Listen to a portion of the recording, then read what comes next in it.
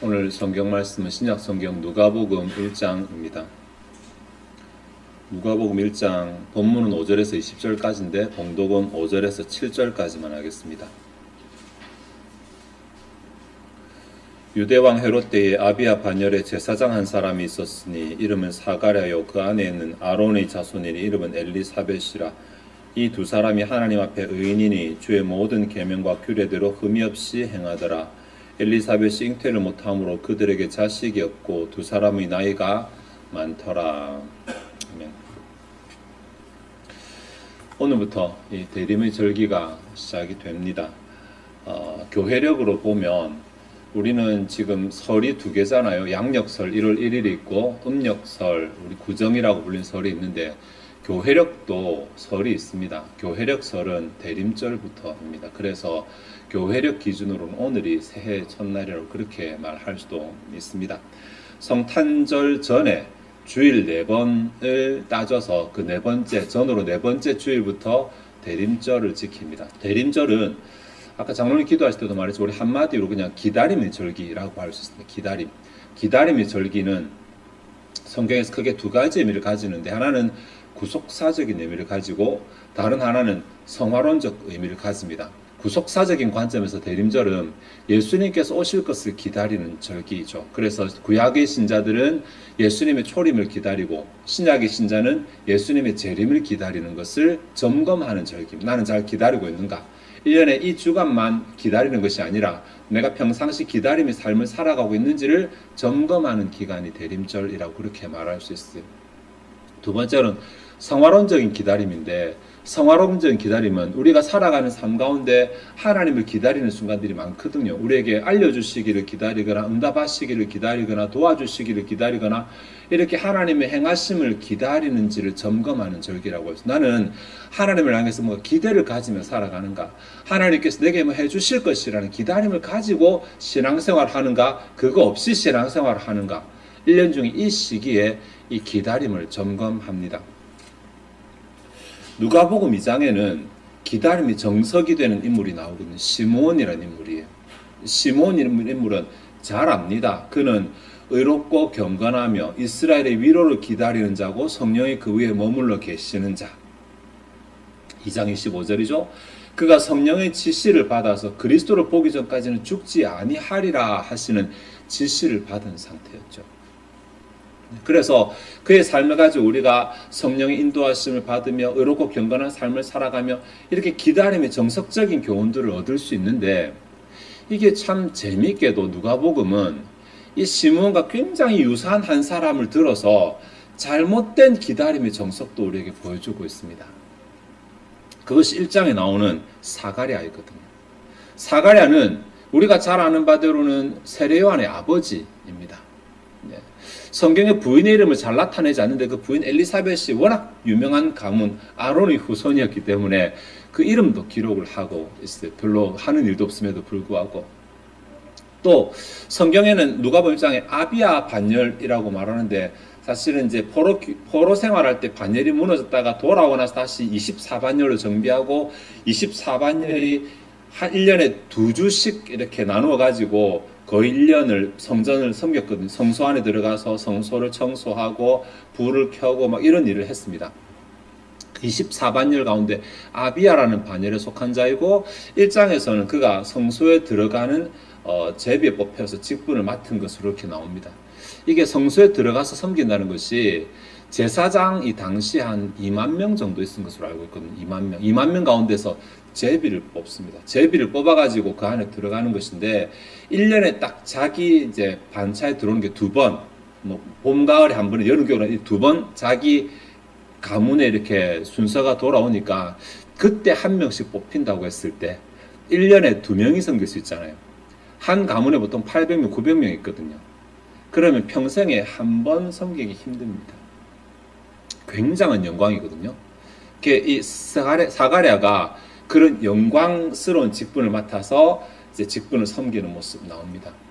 근데 우리가 그가 어떤 사람이었는가라고 하는 것보다도 더 중요한 것이 그의 신앙이 어땠는가인데 제가 아까 누가복음이 두 사람을 비교하고 있다고 말했는데 구성도 구조도 비슷한 것이 이들이 어떤 신앙을 가지고 있었는지, 이들이 어떤 약속을 받았는지 이러한 구조가 굉장히 유사합니다. 아까 시몬 할 때 시몬은 의롭고 경건한 자라고 말했는데 사가랴에 대해서도 1장 6절 보시면 이 두 사람이 하나님 앞에 의인이니 주의 모든 계명과 규례대로 흠이 없이 행하더라. 굉장히 유사하죠. 그러니까 뭐 누가 더 낫다고 말할 수 없을 만큼 시몬도 의인이고 사가랴, 여기 두 사람이 있으니까 사가랴와 엘리사벳 부부도 하나님 앞에서 흠이 없이 행할 정도로 의인이었다. 이들의 신앙에 대해서 유사하게 평가하고 있습니다. 하나님 앞에 의인이었다라고 이렇게 말했지만 사실 원문으로 보면 미완료이기 때문에 이때까지 쭉 의롭게 살아왔다. 쭉 의롭게 살아왔다. 이렇게 해석해야 되거든요. 그러니까 이들이 나이가 많았는데 아마 젊을 때부터 제사장 가문에 태어났으니까 그가 성전 봉사를 활동을 시작할 때부터 뭐 그 이전부터 쭉 하나님 앞에서 율법으로는 흠이 없을 정도로 완벽하게 살아왔다. 이렇게 말할 수 있겠죠. 네. 우리 중에 누구도 사가랴처럼 그렇게 열심히 잘 살지 못할 것인데 그렇게 살아왔어요. 이 둘 다 또 공통점이 하나님을 향한 기다림이 있었어요. 기다림이. 2장에 보면 25절에 시몬은 이스라엘의 위로를 기다리는 자라라고 말하고 있어요. 근데 1장에서는 무엇을 기다린다라는 표현은 없거든요. 근데 이들에게는 기다림이 있었어요. 아들. 네. 이 부부에는 아이가 없었거든요. 나이가 많았음에도 불구하고 아이가 없었어요. 근데 아이가 없었으면 그냥 없는 대로 포기한 것이 아니라 이들이 뭔가 기다림을 했다는 힌트가 1장 13절에 너의 간구함이 들린지라라고 하는 이 표현을 찾을 수 있어요. 간구함이, 너의 간구함. 이 간구라는 말이 데시스는 내게 없는 것을 달라고 요청하는 행위거든요. 단순한 기도는 아니에요. 기도는 하나님과 교제하는 모든 것이 다 기도인데 간구는 그 가운데서 특별히 내게 이것이 없으니 내게 주세요라고 간청하는 부분만을 따로 말하는데 너의 기도가 들린지라고 말하지 않고 너의 간구가 들린지라고 말했어요.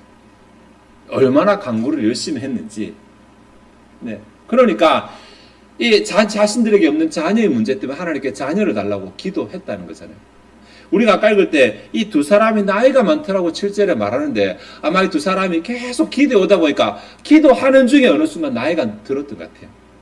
젊을 때도 기도했었는데 아들 달라고 기도했는데 그렇게 기도를 포기하지 않고 오는 순간 이제는 굉장히 나이가 많이 들어버린 나이까지 됐음에도 불구하고 기도를 여전히 놓지 못하고 하나님께 하고 있는.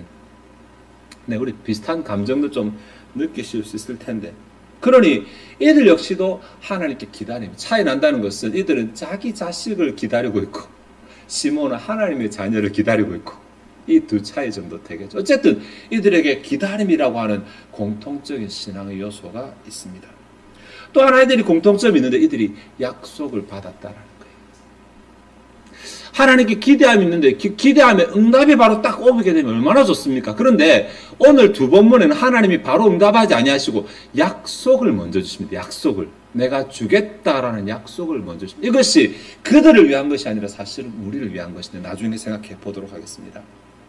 2장 26절에 그가 주의 그리스도를 보기 전에는 죽지 아니하리라는 성령의 지시를 받았더니 이 지시라고 번역됐지만 이 참 뜻이 많은 단어거든요. 계시를 받았다라고도 할 수 있어요. 계시가 전달받았다니까 어쨌든 성령께서 그 내용을 전달해 주셨어요.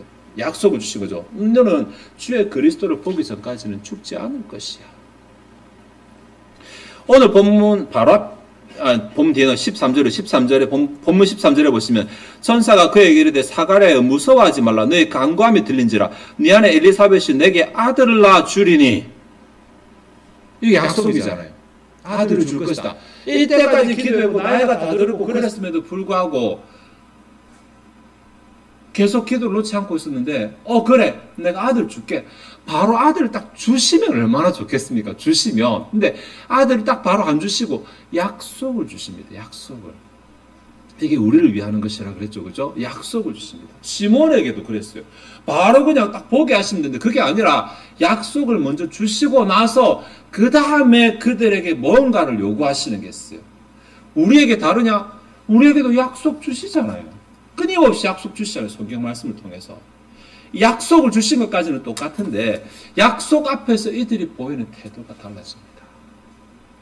그거 우리 오늘 생각하려고 하는 것이거든요.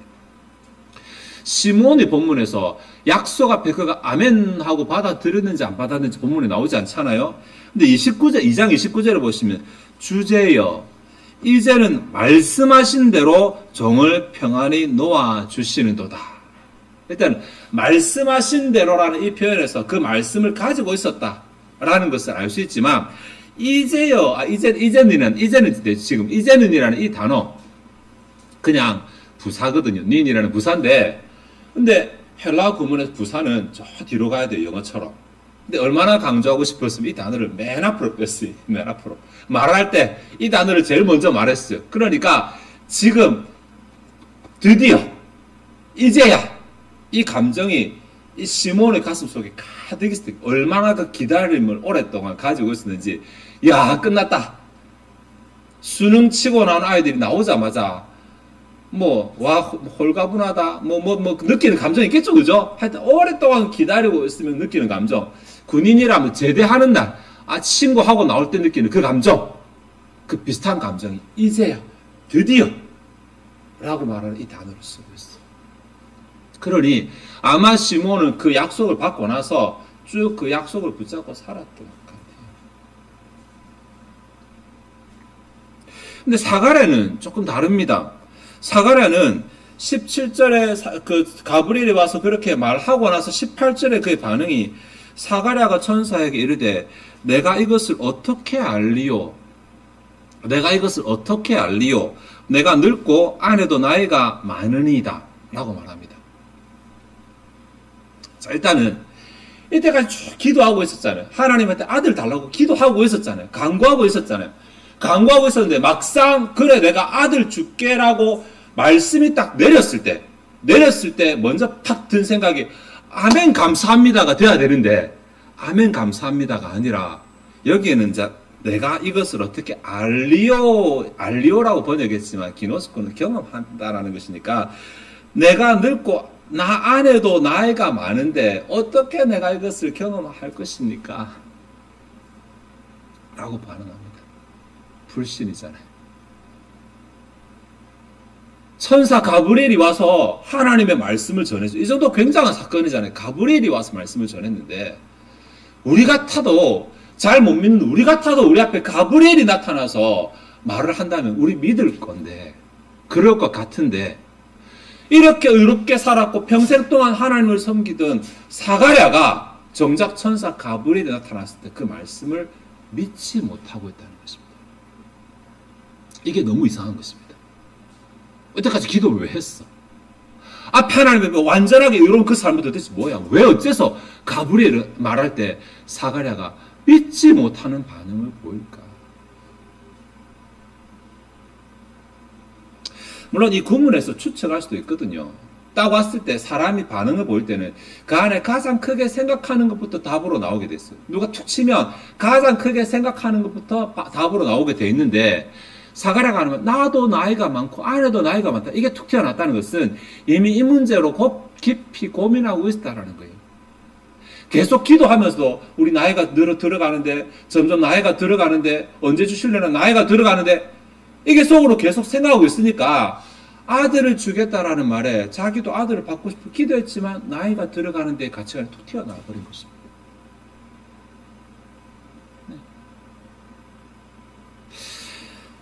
그 결과 어쨌든 사가랴는 아들은 받기는 받죠. 그죠? 왜냐하면 구속사에서 필요한 아들이니까 아들을 받기는 받지만 새로 받기는 받지만 하나님이 다른 벌 주시잖아요. 우리 기도 같으면 그래? 응답 안 하실 건데 세례요한은 태어나야만 하는 존재이기 때문에 아들을 주시긴 주시지만 아들이 태어날 때까지 말을 못하는 벌을 받습니다. 예. 말을 못하는 벌을 주면서 20절에 이건 네가 믿지 못하기 때문이라고 말하죠. 믿지 못하기 때문이라고. 불신 맞잖아요, 지금. 사가랴 정도의 신앙이면 충분히 본이 되고 충분히 좋을 것 같은데 어째서 사가랴는 이렇게 말씀 앞에 불신의 모습을 보였을까? 우리도 의로운 삶을 살아가고 다른 사람 보기에 신앙생활을 열심히 하고 하는데 성경 말씀을 읽다가 내가 고민하던 문제에 답이 왔을 때 아멘 주님 그럼 주실 줄 기다리겠습니다가 나오지 않고 왜 우리는 그 성경 말씀에 대해서 진짜일까 아닐까 또 내 상황 생각하면서 넘어가 버리고 왜 우리가 이런 모습을 보이냐라는 것이죠.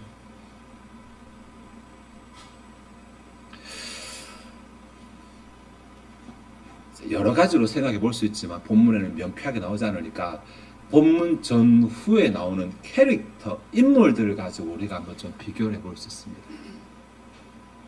사가랴가 당시에 불신을 보였던 그 상황과 불신을 사실 대상이긴 한데 어쨌든 그 상황을 가지고 비교를 두 가지로 할 수 있는데 우선은 시므온이죠. 시므온과 사가랴가 약속을 받는 과정이 조금 특이한 점이 있습니다. 뭐냐면 누구에게 받았냐는 것이. 사가랴는 천사 가브리엘에게 받잖아요. 시므온은요 성령에게 받습니다. 이게 별 차이 안 날지 모르겠지만 이 두 사람이 한 사람이 완전히 구약에 속한 사람이고 완전히 신약에 속한 사람이면 별로 우리가 뭐 그럴 수도 있겠다 하지만 동시대 사람이에요. 동시대 사람인데 왜 누구는 천사한테 소식을 받고 누구는 성령께 지시를 받냐는 거예요. 또 다른 하나의 비유가 있어요. 누가복음 1장에 보면 가브리엘이 소식을 전한 사람 한 사람 더 나옵니다. 마리아잖아요. 마리아. 정말 베들레헴의 지극히 평범한 여인 마리아에게 가브리엘이 나타나서 소식을 전하거든요.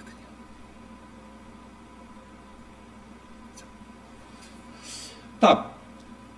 이것만 먼저 해볼까요? 그러면 사가랴는 시므온의 모델에 가까울까? 마리아의 모델에 가까울까? 누구에게서 받았나라는 것을 봤을 때. 두 번째 비교할 게 어디서 받았냐라는 거, 어디서. 네. 성소에서 섬길 때 받잖아요. 성소 안에 들어가 섬길 때. 그때는 어차피 지성소에 법궤가 없었으니까 성소 안이 거룩한 것으로 여겨졌거든요. 성소에서 섬길 때 성소는 그러니까 성전 건물 안이거든요. 거기 받았어요. 거기 아무나 못 들어갑니다. 제사장만 들어가서 정리하고 나오고 그렇게 교대로 들어가서 한 사람만 들어가서 정리하고 나오는데 그곳에서 받았어요. 근데 성소 이야기가 1장에 나오는데 가만히 살펴보면 그가 성소에서 하나님을 어떻게 섬겼는지 제사장의 직분을 어떻게 했는지 공적인 이야기는 하나도 안 나옵니다. 아주 지극히 사적인 이야기, 가브리엘이 나타나서 네게 아들이 있을 것이다. 이 말만 나옵니다. 이상하지 않나요? 전혀 안 이상한가요? 왜 하필 가브리엘이 성소에 들어가 섬길 때, 아니 사가랴가 성소에 들어가 섬길 때 가브리엘을 그곳에서 만났는가라는 것입니다. 이렇게 놓고 보니까 우리가 제일 처음에 살폈던 사가랴와 시므온의 신앙을 평가하는 내용 가운데 차이가 하나 있었어요. 사가랴는 의로운 사람이었어요. 율법에 흠이 없는 사람, 시므온은요 의롭고 경건한 사람이었어요. 별 차이 아닐 것 같은데 시므온에 대해서 의롭고 경건하다고 표현할 정도면 사가랴에 대해서도 의롭고 경건하다고 표현해 줬어야 되는데 사가랴는 경건하였다라는 표현을 빠져있더라는 거예요. 의롭다라는 단어, 디카요스라는 이 말은 기준을 뛰어넘었다. 이 사람 합격했다는 말, 어떤 기준을 넘어섰다라는 말이에요. 그래서 하나님의 기준에 합당하다. 보통 이렇게 기준에 합당하다라고 해석을 하거든요. 경건하다라는 단어는 다른 단어예요. 보통은 하나님을 바라본다라는 단어를 쓰는데 여기서는 그 단어 안 씁니다. 여기 쓴 단어는 유세베이오는 하나님 앞에 합당하게 반응한다라는 단어를 씁니다. 네. 그러니까 지금 겉으로 보기에는 의로운 사람이고 율법을 잘 준행하는 사람이고 기준을 넘어선 사람이건데 시므온은 여기에 대해서 하나님 앞에 합당하게 반응하는 사람이라는 평가를 하나 더 받았다는 거예요. 사가랴는 그게 없어요. 그냥 율법의 기준에 충실하며 율법에 흠이 없는 사람이었어요. 율법에 자기가 하나도 빠지지 않고 다 지키는 그런 사람으로만 나옵니다. 이 모든 것들이 교묘하게 뭔가 우리에게 어떤 사실을 알려주고 있어요. 조금 세밀하게 뭔가 정보를 우리에게 주고 있어요. 사가랴가 왜 하필이면 성소 안에 들어가서야 가브리엘을 만날 수 있었는지, 그가 정말 세상 말로 운이 좋아서 아니면 은혜 받아서 제비 뽑혀서 성소에 들어가게 되었는지, 아니면 그가 성소에 들어가서 하나님께 집중하는 정도로 신앙의 상태가 되어서야지 하나님을 경험할 수 있는 자리에 있었기 때문에 하나님께서 그 계시를 주기 위해서 성소까지 들여보내신 것인지, 이 말이 이해가 되시나요? 그가 평상시에는 율법을 지키면 그의 눈은 오직 율법을 어기지 않겠다고 그것에 초점 맞춰 살았지만, 정작 그 마음 중심에는 그가 약속을 받는 순간에도 불신이 튀어나올 정도로 하나님을 신뢰하는 마음이 없었다라는 거예요. 겉으로는 드러나지 않지만. 그러니 율법이 아니라 성소에 들어가 섬기는 시간, 오직 하나님께 집중할 수 있는 그 시간에 자기가 가지고 있는 율법도 같이 기준이 아니라 하나님께 최선을 다하는, 하나님을 바라보는, 하나님을 경외하는 그 시간쯤 되어야지만 하나님을 접할 수 있을 정도의 신앙이 있다는 거죠. 가불이 나타나서 네 신앙이 좋다, 네가 하나님 잘 섬긴다고 말 안 하고 얼른 해야 할 말, 아들에 대한 약속을 주죠.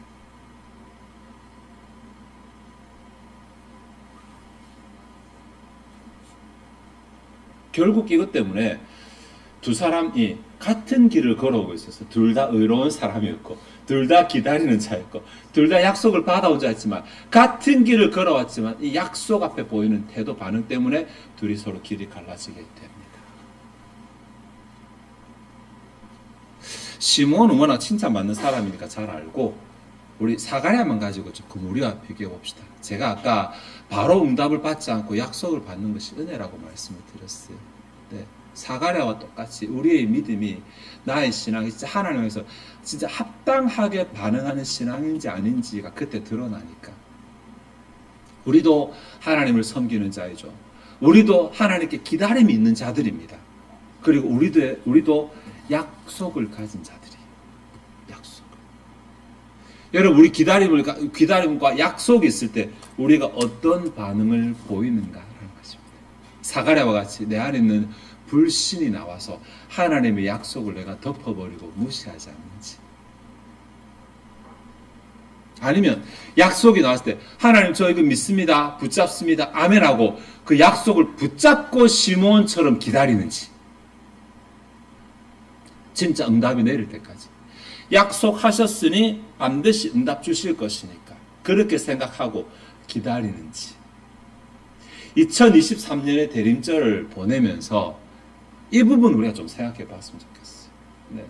나의 신앙에 대한 평가, 내 나름 교회에서 이 정도 하면 되지, 나 나름 성경 읽고 남들이 내에 대한 평가, 그거 중요하지만 정작 기다림을 끝내는, 하나님을 경험하는 부분에 있어서는 그런 기준에 합당한 삶이 아니라 하나님에 대한 믿음을 가지고 있는가 아닌가가 더 중요하다라는 사실, 하나님의 약속에 대해서 내가 어떤 자세로 약속을 바라보는지 그 자세가 더 중요하다라는 사실을 교훈으로 좀 받았으면 좋겠습니다. 그래서 성경책이 너무 많으니까, 여기 안에 내용이 너무 많으니까 이게 가치가 별로 없어 보이는지 모르겠지만, 이 모든 구절들이 우리의 삶을 다 담기에는 사실은 이 책도 부족합니다.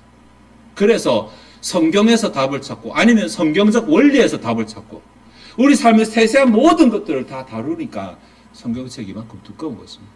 이 말은 우리 삶에 필요한 모든 답이 이 성경책 어딘가에 있다는 거예요. 네. 하나님을 기대하는 가운데 하나님께서 감동으로 때로 우리의 삶을 통해 그 답을 주셨을 때, 아멘, 약속 주셨으니 이제 이루어질 줄 믿습니다. 자, 그럼 제가 아까 마리아하고 비교된다 그랬잖아요. 마리아는 그러면 성소에 안 들어갔는데 어떻게 그는 가브리엘을 만나고 그렇게 약속을 받았을까? 그의 답에서 나옵니다. 주의 계집종이오니 말씀하신 대로 이루어지리이다.